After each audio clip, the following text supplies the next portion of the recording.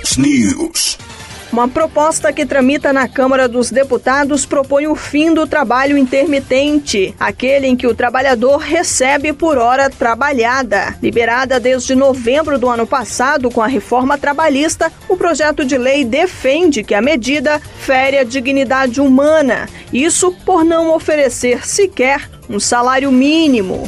O Ministério Público do Trabalho, antes da aprovação da reforma, já havia alertado para os prejuízos desse tipo de contrato, como lembra o procurador do Trabalho, Márcio Amazonas. A jornada intermitente, à medida que não permite ao trabalhador saber previamente a quantidade de horas que despenderá para o seu empregador, tampouco a sua remuneração, que será vinculada diretamente a esse número de horas, ele viola o princípio da dignidade da pessoa humana. Imagine você ter uma remuneração e no outro mês, em razão de um fato não sabido, para o qual você não concorreu, um fato de terceiro, que é a necessidade da empresa, você tem uma remuneração 2, 3 vezes menor. Isso impede uma programação, isso impede até uma questão social que gira ao redor disso. Márcio Amazonas, que também é assessor jurídico do Ministério Público do Trabalho, reforça que a jornada intermitente deve sim ter fim, pois é uma medida que coisifica o trabalhador. Uma jornada intermitente, você dizer para um empregado que ele vai ser utilizado durante 8 horas um dia, no outro dia nenhuma hora, nos próximas 2, 3 semanas também não será utilizado, você equipara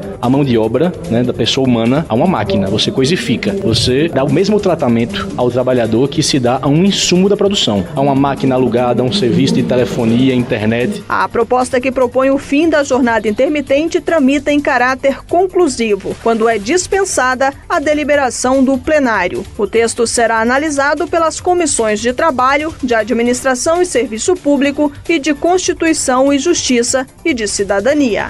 Para saber mais sobre o assunto, acesse radiompt.com.br. Agência Rádio Web de Brasília, Janaína Oliveira.